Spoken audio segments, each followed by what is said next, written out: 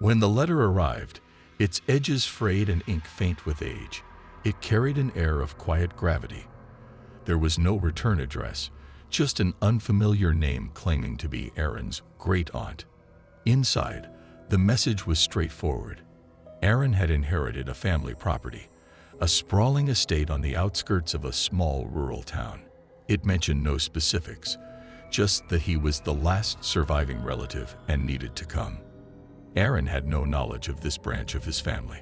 His childhood had been marked by gaps, parents who refused to speak about their lineage, claiming there was nothing worth remembering. But now, curiosity outweighed caution. The idea of uncovering buried family ties, paired with the intrigue of owning an estate, drew him in. The drive to the property grew lonelier with each passing mile. Farms gave way to empty fields, and empty fields dissolved into dense forests. By the time Aaron arrived, dusk had cloaked the mansion. Its grandeur was apparent even in decay. Tall windows boarded haphazardly, ivy creeping up walls, and a wrought iron gate that screeched open with reluctant ease. Inside, the estate felt heavy, its silence punctuated by faint creaks and groans of old wood. Despite the wear, the layout was oddly welcoming. Framed photographs lined the walls, capturing candid family moments. Birthdays, picnics, and winter scenes, but none featured Aaron's parents. There was no sign of the great-aunt who had sent the letter, only a note left on a polished table in the grand foyer. "Welcome, Aaron. We're all counting on you." Aaron spent hours exploring the house. The dining room was set for dinner, though dust had settled thickly on the plates. A study held boxes of unsent letters addressed to people he didn't know. The most unnerving discovery was the nursery. A crib, still draped in yellowed lace, stood in the corner. On its mobile hung tarnished figures of animals, frozen mid-dance. Above the crib was a large portrait of a child whose face had been scratched out. In the kitchen, Aaron found clues to the mansion's most recent occupants. Expired canned goods sat neatly stacked, and the refrigerator hummed faintly as if it hadn't given up its purpose. Then there was a journal on the counter, its last entry written decades ago. "He's too young to carry this burden. He doesn't understand what's been asked of him. Neither do I." The first night, Aaron slept poorly. The mattress sagged, and the air in the room was oppressive, as though it were bearing down on him. At one point, he woke abruptly, his heart pounding, convinced he'd heard footsteps in the hallway. But when he called out, no one answered. The days blurred together. Aaron kept busy cleaning the estate, fixing small things, and combing through old documents to piece together his family's past. It became clear that the mansion had once been a hub of wealth and influence, with generations of his family entertaining dignitaries and business magnates. Yet every record ended abruptly in the late 1980s. There was no explanation, only a slow unraveling of the family tree, its branches thinning until only Aaron remained. One afternoon, Aaron discovered a locked door in the basement. After hours of searching, he found a key in the nursery, hidden beneath the crib's tattered mattress. The room beyond was lined with filing cabinets and shelves of videotapes. The tapes were labeled with dates and names, his father's name among them. Aaron watched one tape. It was silent, grainy footage of his father as a teenager, sitting stiffly in the grand foyer. An older man, perhaps Aaron's grandfather, stood behind him, speaking passionately, though no audio accompanied the images. As the tape continued, Aaron noticed his father's face twisting, not in fear, but in guilt, as if he were carrying a responsibility he didn't want. The realization hit hard. Aaron's parents had left to escape something, some obligation tied to the mansion. They hadn't spoken of it, hadn't warned him, and now the burden had fallen on him. But what was the burden? There was no curse, no eerie apparition, just an intangible weight that the estate seemed to project, an expectation that Aaron, too, would preserve the family legacy. The isolation began to take a toll. Aaron started hearing faint voices, never distinct, just murmurs that stopped the moment he tried to focus. He often felt as though someone was watching him, But the security cameras around the house showed nothing. It wasn't the house haunting him. It was the knowledge that he could leave, yet some part of him didn't want to. By the third week, Aaron had stopped reaching out to friends. The estate consumed his days and invaded his dreams. He realized that the loneliness wasn't the house's. It was his. For years, he had drifted through life without purpose or deep connection.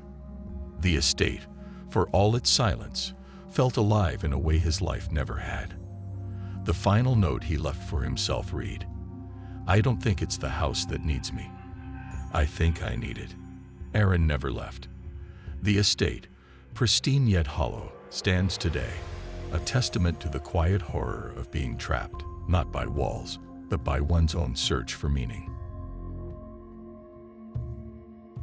The hotel was old, one of those places that seemed to have stopped caring about time. Its faded brick exterior and cracked windows gave off a sense of quiet decay, and the low hum of the air conditioning in the lobby only added to the oppressive atmosphere. Lily and David, having driven for hours, were grateful for a place to stay, though neither could shake the unsettling feeling that settled over them as soon as they entered. Room 312 was tucked away in a forgotten corner of the third floor, far from the bustle of the other guests. The elevator groaned as it ascended, and the hallway seemed to stretch on forever. The faded carpet beneath their feet seemed to swallow their steps, and the dim flicker of overhead lights gave everything an unnervingly unstable feel. When they arrived at the door, the number 312 had been scratched into the wood, the digits uneven, as though someone had done it in a rush. Lily unlocked the door and stepped inside. The air was thick with must, as if the room hadn't been disturbed in years. The wallpaper was peeling in places, and the bed looked as though it hadn't been properly made in weeks. But it was late, and the exhaustion of the long drive pressed down on them. They decided to ignore the oddities for now. The bed was comfortable enough, and they figured they could make do with whatever oddities the night would throw at them. David turned on the small lamp beside the bed, its light casting long, eerie shadows across the room. As they unpacked their bags, Lily noticed the window across the room was slightly ajar. She went over to close it, but as she touched the frame, a cold gust of air rushed through, sending a chill down her spine. It was unnaturally cold for such a warm night. She pulled the window shut with an effort and returned to the bed, brushing off the unease that gnawed at her. At first, the night was calm. They lay in the bed, the only sound the soft hum of the air conditioning. But as they were about to fall asleep, strange things began to happen. The temperature in the room plummeted. Lily pulled the blanket tightly around her shoulders, but the chill grew colder, more biting, until her breath fogged in front of her. The room seemed to grow darker with each passing minute, though the lamp still flickered weakly at the bedside. Then came the sound. It started faintly, a low, almost imperceptible scraping noise. It sounded like something dragging against the floorboards, slowly, methodically. Lily sat up in bed, her eyes darting around the room. David was still asleep beside her, oblivious to the growing tension in the air. The scraping continued, closer now. The sound was unmistakable, like nails against wood, a slow, deliberate movement that grew louder by the second. Lily's heart raced as she slowly turned her head toward the closet. The door was slightly ajar, the darkness inside deep and oppressive. She couldn't stop herself from staring at it, as though she expected something to emerge. Her body froze when she saw it, just for a moment, but long enough to send her into a cold sweat.